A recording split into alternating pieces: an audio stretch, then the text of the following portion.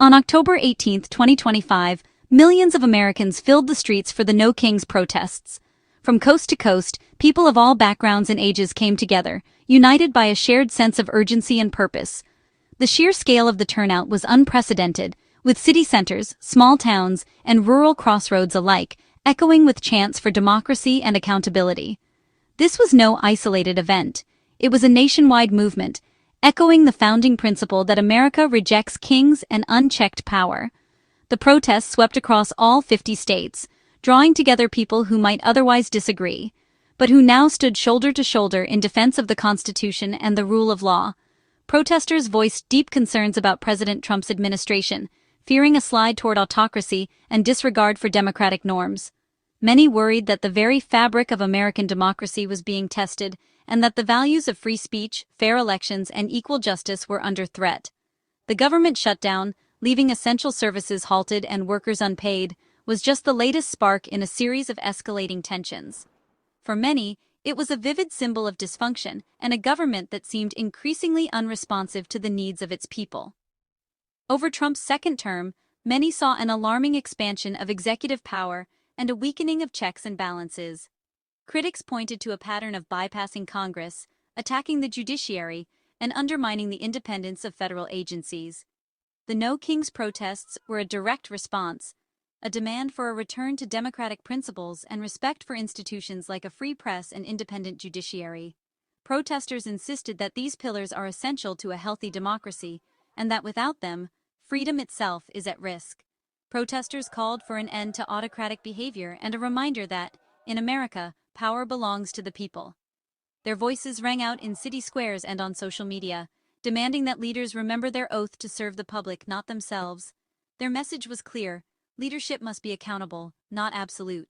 The people demanded transparency, honesty, and a government that listens to its citizens. The movement was a culmination of frustration, but also a powerful affirmation of American ideals. It drew inspiration from past generations who stood up for liberty and justice, reminding everyone that the fight for democracy is ongoing. In marching, millions reminded the nation that democracy is not a given. It must be defended. Every generation has a role to play in protecting the freedoms that define America. The No Kings protests were a warning. America will not accept a king. The people's voice remains the ultimate check on power, and their resolve is a testament to the enduring strength of democracy. Nearly 7 million people participated in the No Kings protests, a staggering number that captured the attention of the nation and the world. This made it one of the largest demonstrations in U.S. history, rivaling some of the most significant movements of the past. The movement spanned all 50 states, with rallies and marches erupting in every corner of the country. From the bustling streets of major cities to the quiet roads of rural towns, people gathered in solidarity. It was a truly grassroots uprising, with neighbors organizing together, often for the first time, to make their voices heard. Notably, protests even emerged in counties that had supported Trump in previous elections, a sign of shifting perspectives and shared concerns. These gatherings showed bipartisan concern for the state of democracy, with people from all political backgrounds standing side by side. Experts noted the movement's rapid growth, from 3 million in April to 7 million in October, a remarkable surge in civic participation. The protests were approaching the 3.5% rule, a threshold that research suggests is often needed for nonviolent movements to succeed. Throughout, the protests remained overwhelmingly peaceful, with marchers determined to demonstrate respect and unity. People of all ages and backgrounds came together. Grandparents marched with grandchildren, teachers with students, and veterans with their families, all united by a common cause. Protest signs ranged from serious calls for justice to clever, humorous slogans, but every message was delivered with passion and hope.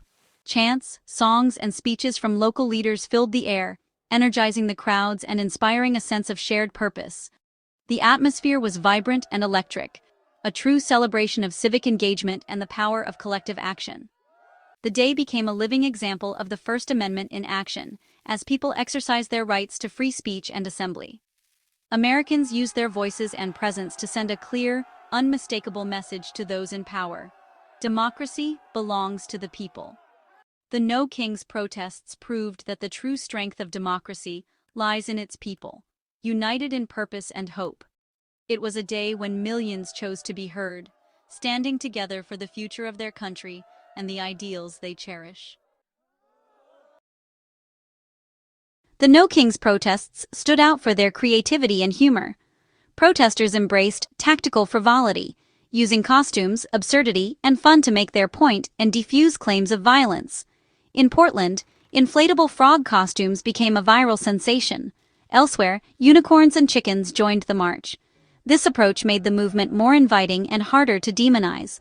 While a few isolated incidents of extreme rhetoric drew criticism, they were rare exceptions among millions of peaceful participants. The overwhelming story was one of imaginative, nonviolent dissent. The protests proved that creativity can be a powerful tool for democracy. As millions marched, the White House responded not with dialogue, but with mockery, primarily through social media. President Trump posted an AI-generated meme of himself as a king, flying a fighter jet over protesters and dumping sewage on them. Vice President J.D. Vance shared a meme depicting Democratic leaders kneeling before a throne-bound Trump. These images weren't just jokes. They were deliberate displays of contempt for dissent. The administration's strategy was clear: trivialize the protests and project untouchable strength. Instead of engaging with the concerns of millions, the White House chose derision. For many, this response only confirmed the protesters' fears. The administration's digital mockery seemed profoundly out of touch with democratic values. The memes shared by the president and vice president were more than provocative images. They were statements of power. Depicting Trump as a king, dumping sewage on protesters, sent a message of disdain for dissent and a rejection of democratic norms. These weren't foreign enemies. They were fellow Americans, dehumanized for expressing their views. Vice President Vance's meme of Democrats kneeling reinforced a narrative of domination, not debate. In a democracy, opposition is vital, not something to be humiliated. The administration's memes confirmed the very fears that drove millions to protest. Instead of addressing concerns, they doubled down on authoritarian symbolism. The reaction became Exhibit A for the protesters' argument. The memes didn't diminish the movement, they validated it. The day after the protests, President Trump dismissed the demonstrations as very small, very ineffective. This contradicted the reality. Nearly 7 million Americans had marched, making it one of the largest protests in history. He labeled participants as whacked out and claimed they didn't represent real Americans. Such rhetoric is dangerous in a democracy where no single group speaks for everyone. Dismissing millions as illegitimate undermines the pluralism at democracy's core. This language chills free speech, making people fear ridicule or retaliation for dissent.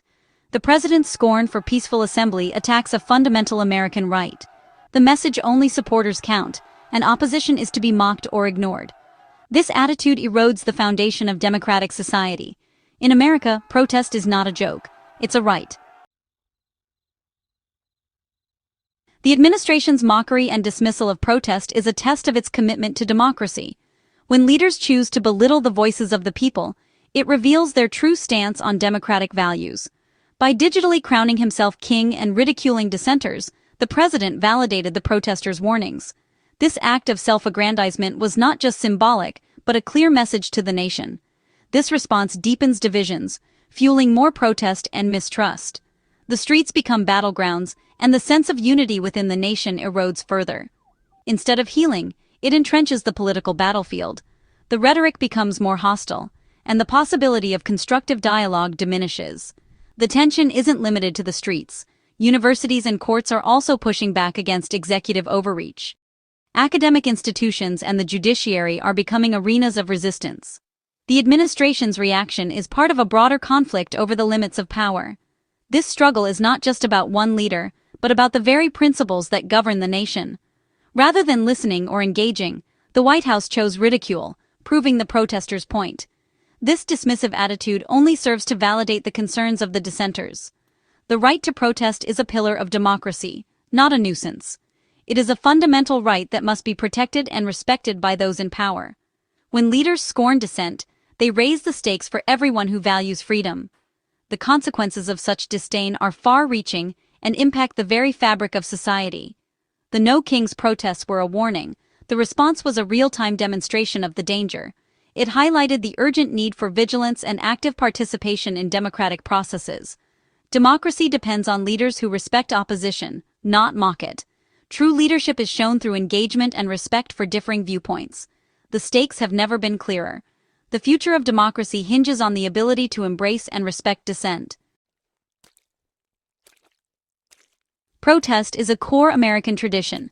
Every modern president has faced public demonstrations and criticism. What's different now is the administration's use of official platforms to mock and dehumanize millions of citizens. Criticizing ideas is one thing, ridiculing the right to dissent is another. This moment calls for reflection from all sides. How did we reach such deep polarization? In a democracy, the government should not be the chief antagonist of its people. Past leaders, even when disagreeing, upheld protest as legitimate. Today's response challenges that norm, treating dissent as an annoyance rather than a vital part of democracy. Where do we go from here? The No Kings protests and the administration's reaction highlight a fundamental choice for America.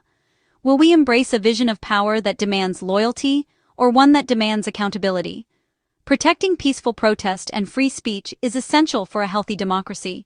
When leaders ridicule dissent, they weaken faith in the system and risk driving people to despair. We must defend the right to assemble and petition, even for causes we oppose. Lowering the temperature of our political discourse is crucial. Democracy can't survive on contempt alone. Strong debate is healthy, but dehumanization is dangerous. The future depends on our willingness to stay engaged and treat each other with dignity. The No Kings protests remind us, the people are the ultimate guardians of democracy. Let's move forward, committed to a nation of engaged, empowered, and respected citizens. No kings, only the people.